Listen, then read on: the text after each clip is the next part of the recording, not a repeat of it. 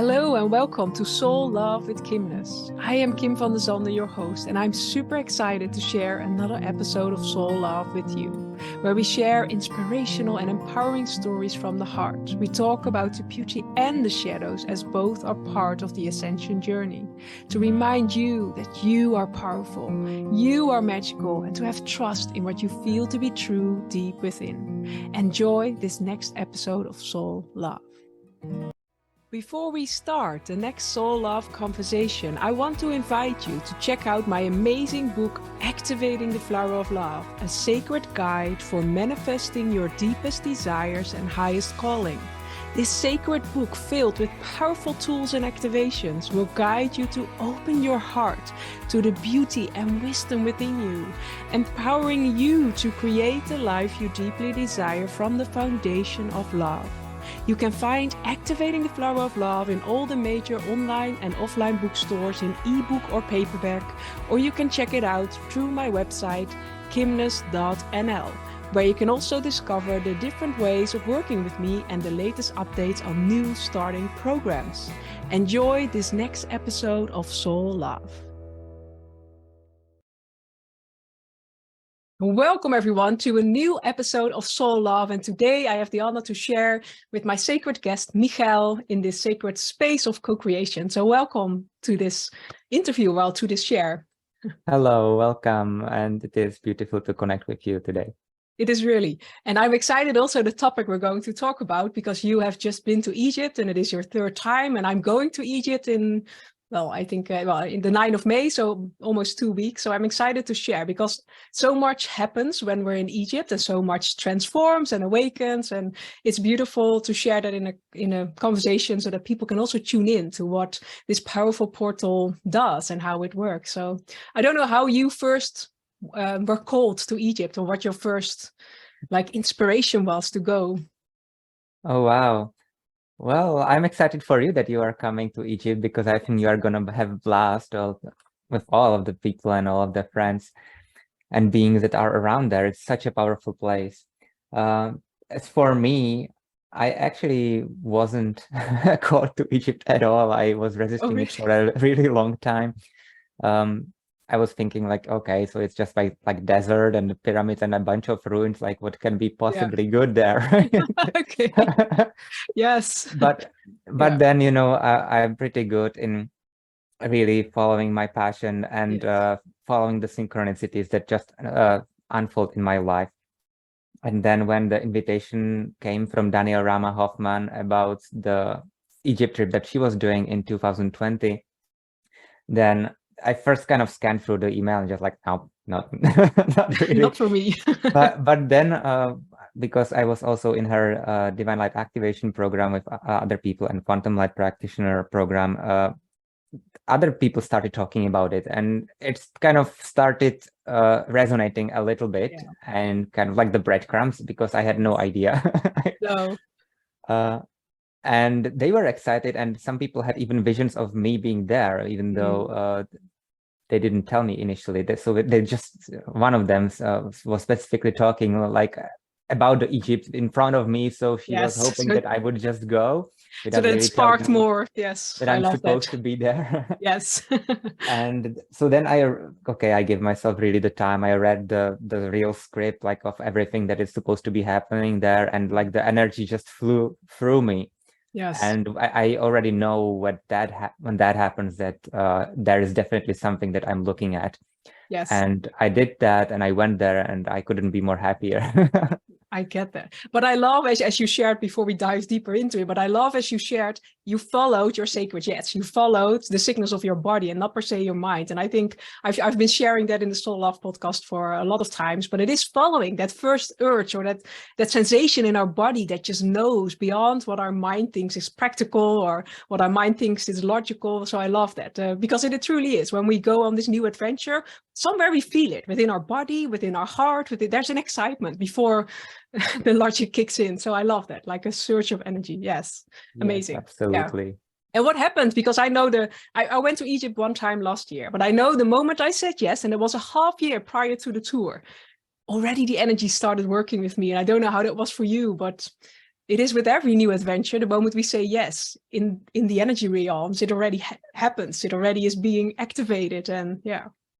Yes, exactly as you are saying. Like, and as I said, I had no idea what I'm going through and what I'm coming into as well. And but Danielle had it covered because it was her, I don't know how many times she has been there, maybe like 20 times or so.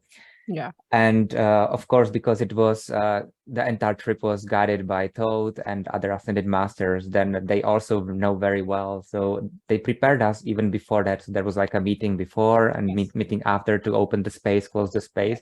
And I was kind of wondering, okay, so why is it necessary to like open it so much ahead and like even after that, right? When you are not even there yet.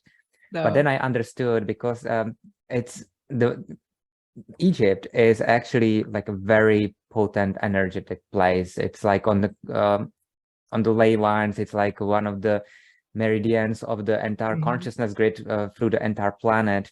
Yeah, it has a very rich history. It has still active temples in the other dimensions as well. So very, very potent magnifier of energies, of intentions, of everything. Yes. So when you start connecting to that place and you start even thinking about it, the energy starts growing already gradually. There is like a window even around the trip. So it's not just about being there, but also kind of getting ready for it and then integrating in the end.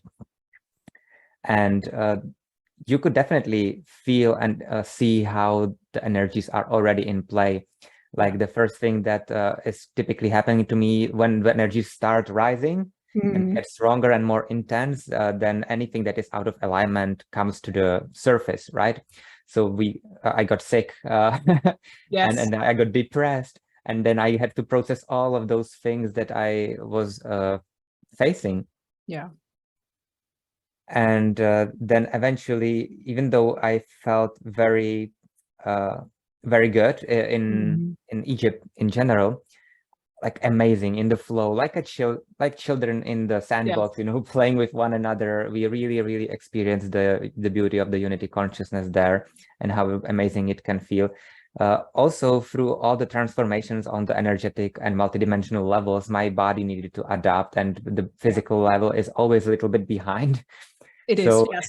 It is, there is like this delay, right? So it was, I was having sore throat pretty much the whole time. I was coughing a little bit, but I wasn't sick. I felt amazing. It was just literally, I knew that it is just basically transformation of my throat chakra, and then the body was trying to adapt to that. Yeah. So that's something that people can experience. And the same thing happened actually when we went there for the third time with my family. Our entire family went sick like 2 weeks before that. Then we went through the detoxification, through the cleanup and alignment, and then we were good. We were ready. Yes, you were prepared. It was your first initiation into going to Egypt. But I also, what I noticed with my own journey and everyone that is joining now, it also, we need to purify, especially within our physical body. There's so much remembering, so that when we are on that sacred spot, when we are traveling to these different temples, that we can fully receive the activation we're meant to receive there. So it's like, it is also, and sometimes it is difficult because indeed we can get physical discomfort, but also we can feel like a lot of old limiting beliefs coming up. But I love that it is already preparing us so that when we are there, we can be this open vessel to fully receive what we're meant to receive there, and to activate what is there. So what was for you like the when you were there, like the big something that really sparked for you? Or it is the magnifier effect, I would say. It's like the momentum that it gives you. Like even before that, one of the things that you start realizing is that the delay between the initial idea and the reflection in physical reality / manifestation speed becomes so much accelerated, you know? yes, So yeah, like before that, you can deal with the cycles like depending on what theme you are exploring. If it is more positive, more negative, it can be like anywhere between like weeks to years. Yeah. And over there, you were thinking a thought, and there it was. You know? Yes. So you really need to become aware of your your beliefs, Yeah. your definitions, what you want, Yes. what you are creating. And it really asks you to become conscious creator, so you don't start manifesting your fears right there. And that was also very interesting. For example, when I was there with some other people, and they maybe didn't have all the clarity that I've already had through all the programs, right? Mm-hmm. And then it was interesting how these energies were mixing, you know. So some person who tends to be quite negative would try to kind of manifest the negative stuff, but then the rest of the group, which is more positive, kind of neutralizes. So it was just offer you something which is fairly negative and then transform it in a beautiful, positive way. So it's like an alchemy, like the soup. It is. And you really see the creation in place, like all the darkness, all the light in play, and how it beautifully works together. Yeah. So I love that was for me exciting to observe and to witness. Yeah. But on so many levels, I love that, the amplification, because it truly is like the intention, but also the energy you're there, because it raises your vibration so quickly that manifestations happen very, instantly. So it's becoming aware. But also what I love, but I think that's beautiful, like it's embracing every part of our being, the shadows and the beauty and whatever comes up, and not about judgment, but because it's just giving us a message. So because I also believe like a group is coming together for a reason. I did the opening ceremony almost a month ago with the group that I'm going now, but it was so aligned. All the souls that are joining, it was so aligned, and we would take our sacred position in a divine star being. So it was. I always love how also when in a group, some souls might be negative, and it's not that it's with my group now, but it's like, well, who never knows, but it is also divinely designed that certain things come up, and everyone plays his role in awakening ourselves. And I love that, and how it also plays out in these sacred spaces, because I believe that we have had many lifetimes there in many different forms. And it is a remembering, but a remembering of both, I think. Not only a remembering of the bliss and the beauty, but also sometimes a remembering of the shadow parts we lived out, and bringing that back into completion within ourselves, so that we can, I believe it's also collecting codes or collecting parts of our soul again that are ready to be activated. And that can be both. I don't know how that was that for you, but it can be, I think that you are spot on, and that's actually one of the common experiences there, that when you come there, it really brings this feeling like I'm coming home. Yes, and actually it is so common that the vendors over there take advantage of that, and they will even greet you, welcome home, you know, especially if they see that you are sort of spiritually oriented. Then that brings me to the idea of the contrast as well, because if you know about Egypt, it's basically a big desert. And then there is the Nile, which brings the life. So especially if you go on the Nile cruise, are you going on a Nile cruise, by the way? Yes, for 3 nights. Oh, so you love it. Because last time we did meditation on the Niles, and that was so powerful. You're doing meditations on sacred ground, and but please share it. But it's magical. It's So especially when you are there, you will basically sail, and then you see like this small stripe of greenery and beautiful lush plants and palm trees and the farms just around the Nile. And then if you draw a line and desert, it's like this contrast of life and death. It is. And so that you can see there both the darkness and the light at the same time very, very clearly. And also because it is a very masculine energy. And I must say that if you look at the temples, they feel, even though it's like the Egypt, I would say, for me at least, how it feels, very masculine oriented. Rules, laws, very much, haggling all the time, arguing about things. If you are dealing with the rules of the tourist department, then there is like so much bureaucracy there. So then you go to the temple, and it's like if you step completely different world. It is. So very much feminine again. But then you deal with the culture, which is a lot of, I would say, unfortunately unhealthy masculine energies. They have a lot to do to, let's say, respect women much more. But it shows both. When you are there, it really it is the extreme contrast of showing both. Exactly. And especially when you walk through the streets of the vendors, then they are very, very pushy, you know, just buy this, buy that, and they will follow you and just argue with you about the price, and buy this and put it right in front of your face. Yes. And the guys sometimes tell you it is sometimes good to be mean in here. So that's a part that I didn't enjoy there. No. But it is really also showing you that, yeah, that is part of the life, unfortunately. And it's also what we experience is also the intention we set in the morning, because we last time we experimented with that when we set a very clear intention of just a joyful day. Almost nobody, and we just radiated this light. Somehow nobody came at us. But when we were in this moment where we felt challenged, or we felt some uncomfort within our body, within our field, because we're transforming into something, then they all suddenly came. And then it is like, say, they feel also your boundaries within yourself. It is also a reflection, I believe, of what is happening within your field. And but it's true. And it really is, I would say, you can really take advantage of your ability to create. And if you are able to focus on the synchronicities and positioning, that can help you a lot. Yeah. So I really recommend to start the day with a tune-up, you know, everything that happens for the highest good. Yes. And that no matter what happens, I will take advantage of that. I will use the opportunity to my benefit. Mm-hmm. And then it doesn't matter what happens, because everything will serve you. It is, yeah. Which you can do every time anyway, right? Yes.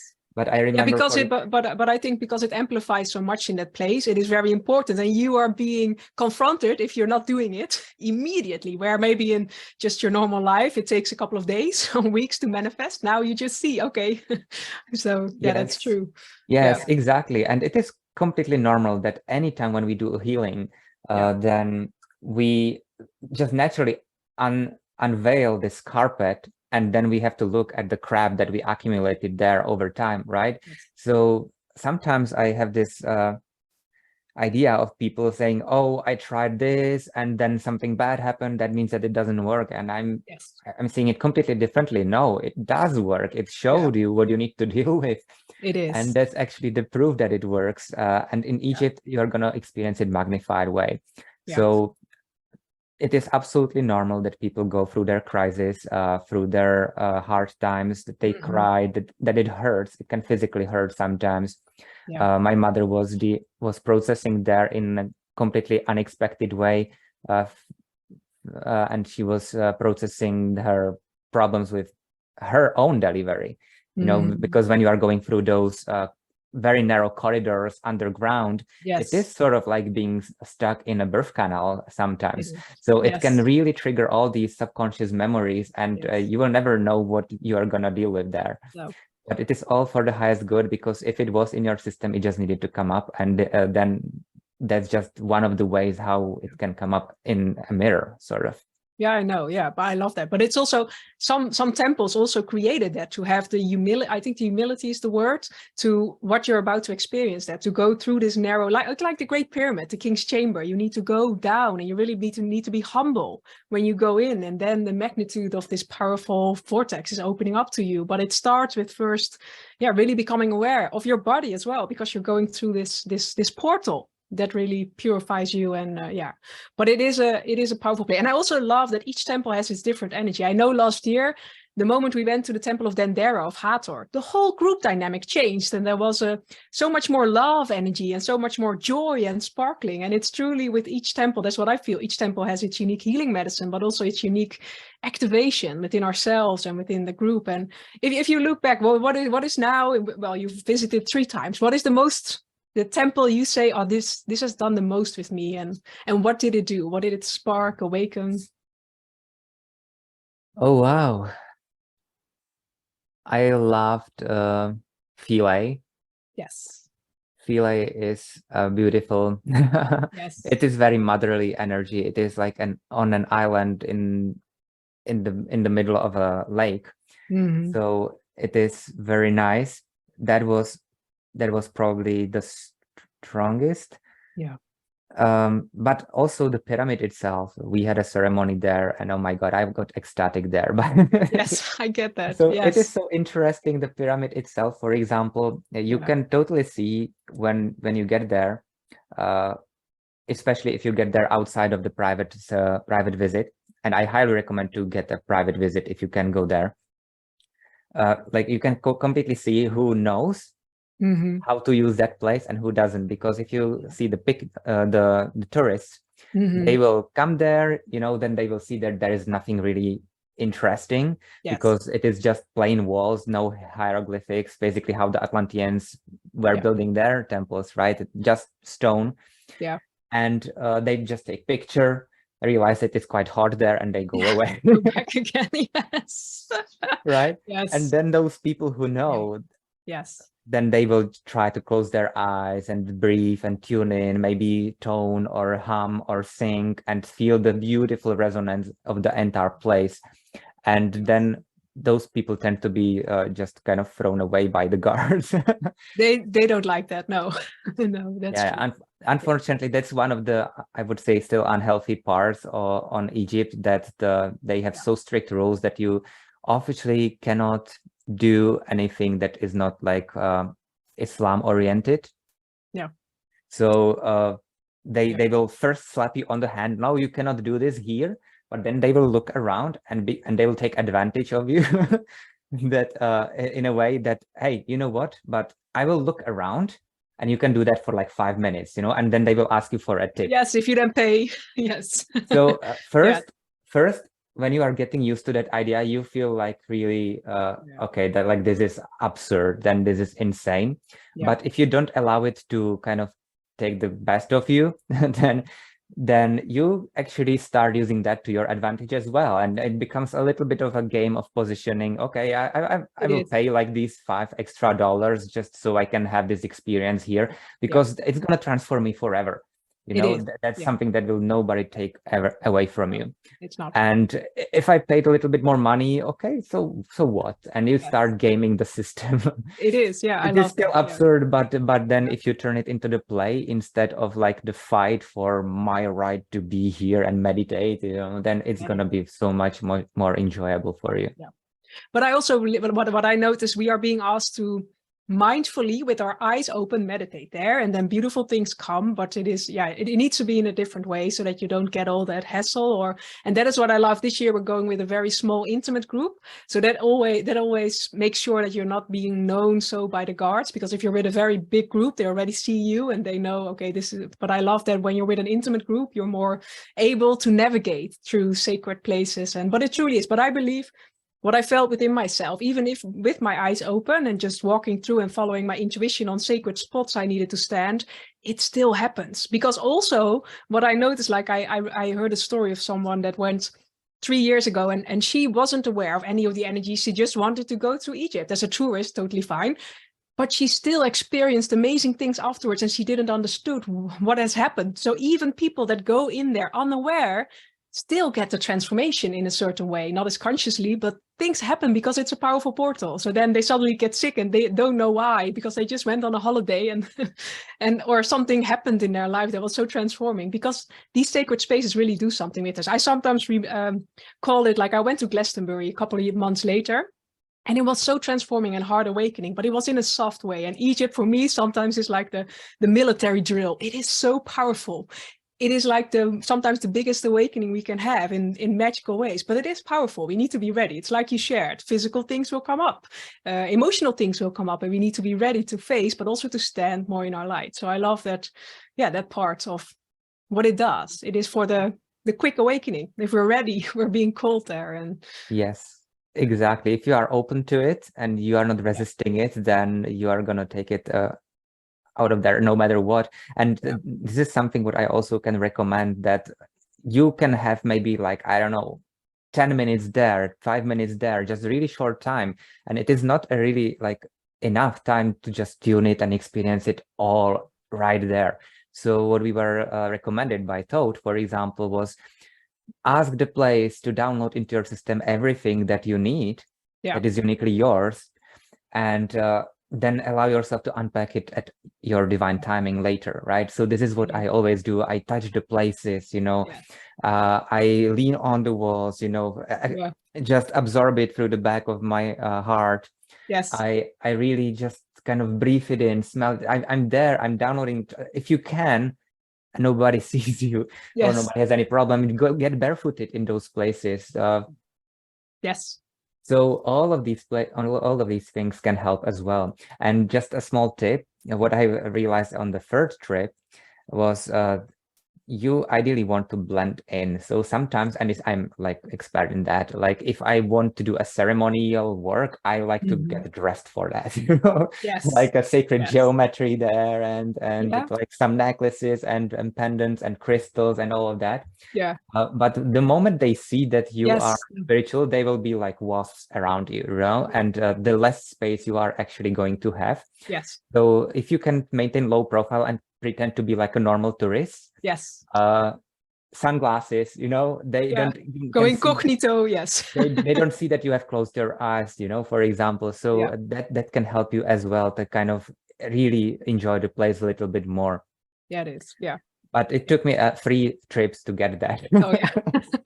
Oh no, I said for this group that we're just wear normal clothes and we can have ceremonies in the hotel or on the Nile cruise, or we're doing that every day, a connection moment together, but not in the temples, because then we have more move space and we're less being, it's still, it is a pity that it is that way. But if you want to, have the most time and be flexible in these sacred spaces, it is asking not to look sacred, not to look, that's true. But I also loved, I don't know how you experience that, but for me, corners were when I would stand, indeed, as you said, with my back towards a corner, with my back heart, magical things. It was like portals that just took me to other places. Or when I put my forehead on certain walls in certain temples, it was like it opened portals and tears came. And in 3D space, you can think, oh wow, that's just. But it just happens. It's not with the mind. It is so much happens in those spaces of Yes, you are right. You are right.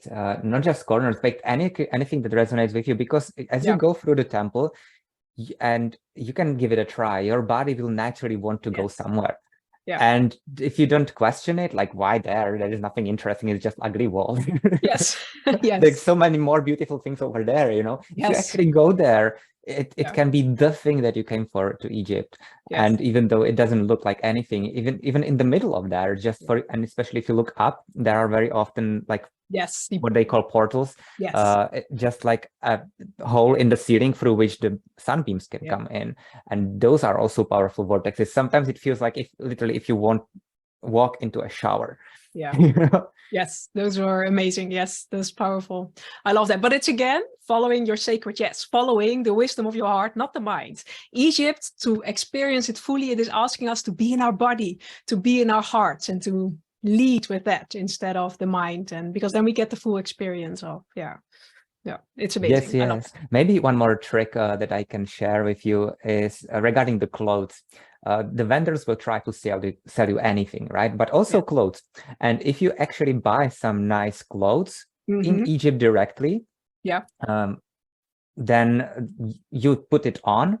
And from that point onwards, I realized it is like your shield, sort of, because you no longer look like the typical spiritual worker, even though I had, for example, white like shirt, but it was the Egyptian thing. So you can see, or they can see that it is bought in Egypt. So it is like the tourist kind of thing. And also it shows you from the vendors, because you can then have a very good excuse. I already have one. So don't give me any other one. I love that. Yes, great advice. Let's see what they have. Yeah. If you would have one more tip or one more story to share, what would it be before we're closing this sacred conversation?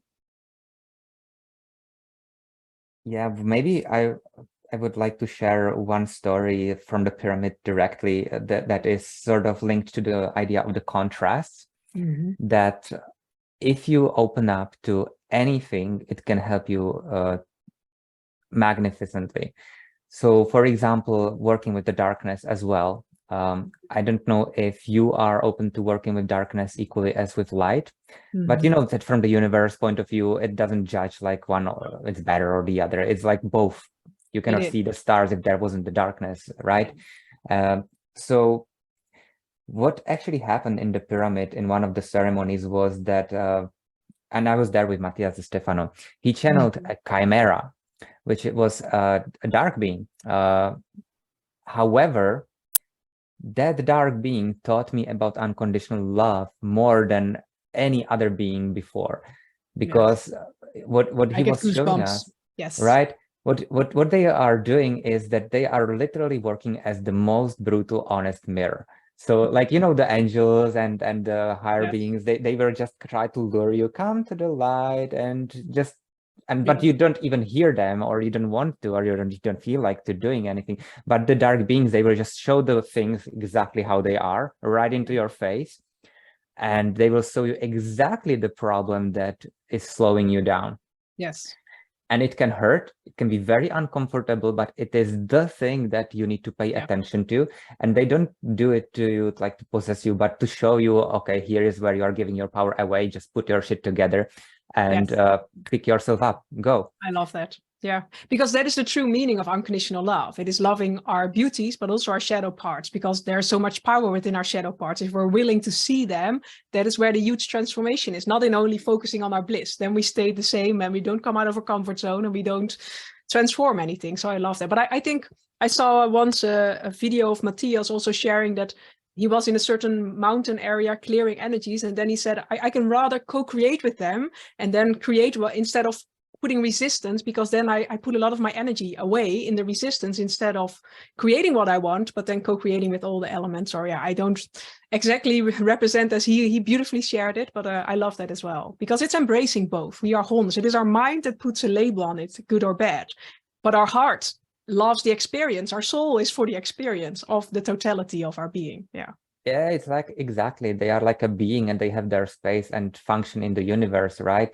And if you judge them and if you try to fight them or destroy them, then, you know, they are very often much bigger beings than you physically are, not like multidimensionally, but physically are. So it's like if a mosquito tries to fight you, you know, and just die, you know, and then you just go and slap.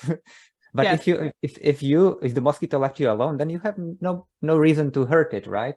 So similar like that. Just don't try to fight them, don't judge them, just be open to what happens, be yourself, true self. Don't kind of allow them to overthrow you either. And that's going to serve you very well, because what they say was like, you are the beings who think that you are representatives of light, but we created this world and you are doing nothing but destroying it. And can you love us? And then they started sort of faking attacks on people to show us that we are actually afraid, and that the fear can actually be good for something as well, even the fear itself, just to make you survive, right? So there is a difference between the fear based on your judgment and your negative definitions and the fear that is actually helping you to survive, which is completely different. So it was such an educative aha moment for that. So I would like to say, be open to that. It is the country of contrast, so use all of that to your benefit. If something bad shows up, explore it, like the symbolism of it. What does it represent to you? What can you learn from that? How did you create it in the first place? Because it wouldn't be there if you didn't. And it will all be like the breadcrumbs that will kind of collect these puzzle pieces together, and then you will look at the picture and say, oh, oh, good to know that I created this. I completely forgot about this definition that I have here, or that I'm unworthy, or that I'm always, when we were going always against the mainstream, literally. No, but it's good. But it is awareness. Awareness makes sure that we are able to shift things. And in my book, I also share, like, you have this bubble of energy and you're the totality, but a lot of what is in this field, we're not even conscious aware of it. But through these experiences, we are being presented an energy so that we can change it, instead of we neglecting it and by that the energy keeps on building. So that is a beautiful last share. Thank you for sharing your wisdom, sharing your magic, and sharing your experience. And if you want to know more, you can find all the information below this video or audio. And thank you for having this sacred conversation with me, and everyone tuning in. Thank you. If you want to join, you can join us this year on 9 May 2023. Then we're launching the first Flower of Love journey or sacred journey to Egypt. And next year, 23rd of January 2024, it will be the second. So if you want to follow us on Facebook or Instagram. So thank you. I'm very excited to go back and to see what it sparks for me, but I already feel, because it's in 2 weeks, also physically, a lot of energy is beautifully awakening. So it's always a sacred journey. So thank you, everyone, and see you in the next Soul Love podcast. Bye. Thank you very much.